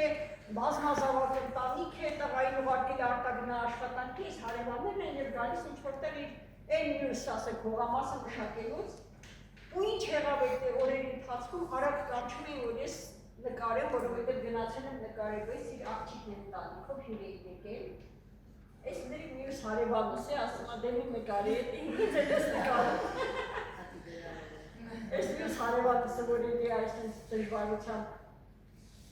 եւ այս իմ դիմացի անմիջապես հարևանն է, որ ասում է արի ցույց տուր, այդ բառերը ասում փոխանցես, ինչքան դժվար է գյուղացին անքը, ասիկ փոխանցել կարելի ջան, ու այնքան կենսախին, այսպես գյուղի կանայք, մի տեսակ ամբողջացրել եմ հարևանների մեջ, որտեղ ամբողջ գյուղը հարևաններին է։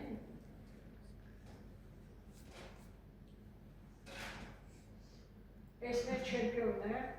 այդ հարևանների արդեն։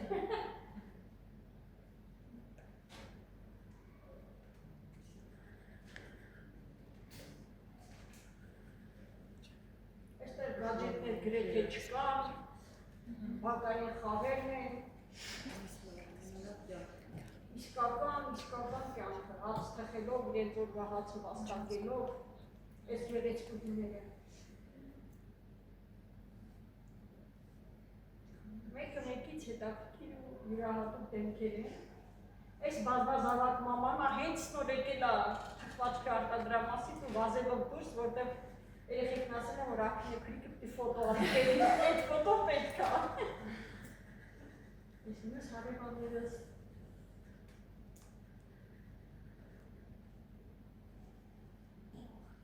սեր տանջված մյուս հարևանից։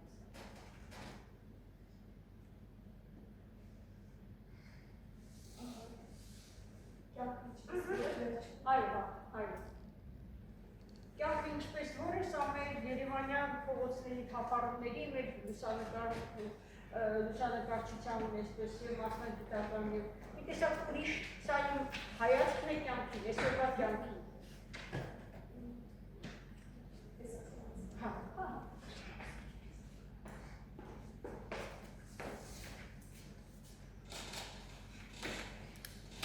Այստեղից գտել եմ նաև Վարդանի կյանքը ինչպես որ է, այդ փողոցային լուսանկարներից տեսա Վարդանին ու մի անգամից խնդրեցի, որ մի հատ էլի փոքրիկ շարքավիք իրար հետ։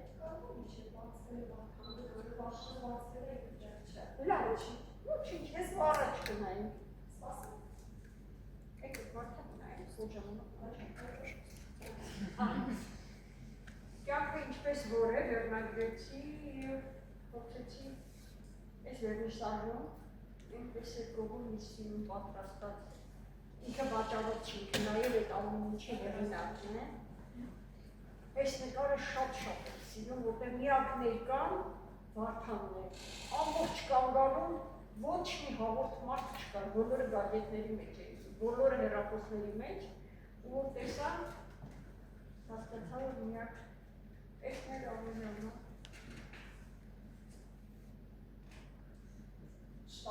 այս մեկը հա, տապովացել է, ահա և Վարդան, այստեղից եմ գտել Վարդանի,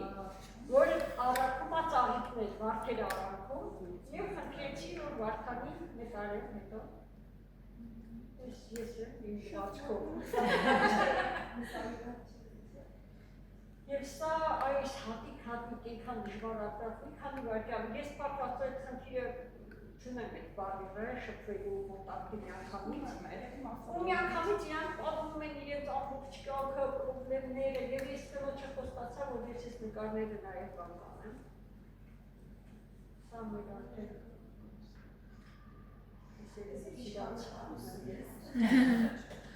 իմ ուսանում։ Ոյստեղ այսպես, ես տանտիկն չէ շատ նայց, իրով իրավունքով դուրս եկա, որից չեք անում ես։ Շան հետ։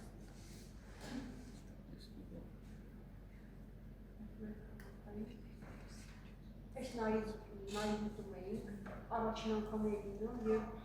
եթե չլիներ ընկեր Սուսանը և լուսանկարչությունը, այս մուտքը մնալուց համար էջին, այս կենսագրություններ են այստեղ եղել։ Այ վավերագրությունը դրա համար եմ սիրում, որտեղ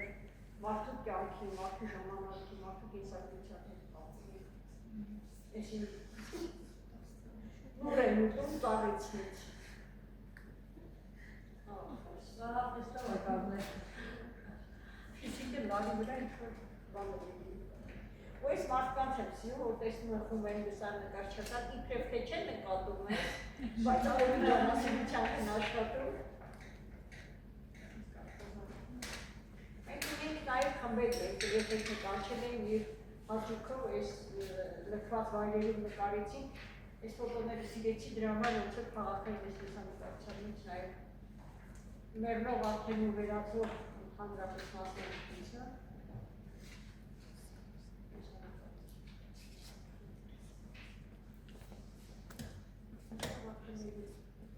Գնացել է, այստեղ ավելի շատ իմ գործընկերներին եմ տեսակ սիրում ու ֆիքսել։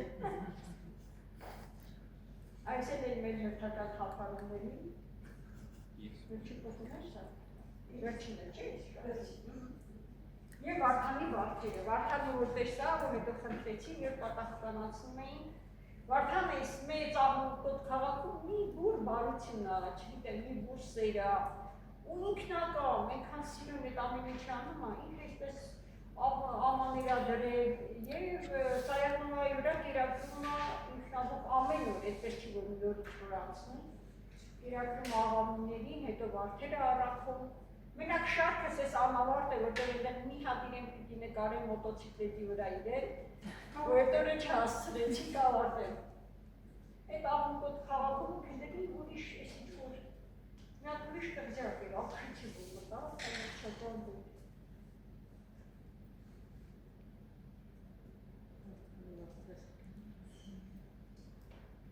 Այս ինչ-որ գետնացում, ինչ-որ տեղ է, որտեղ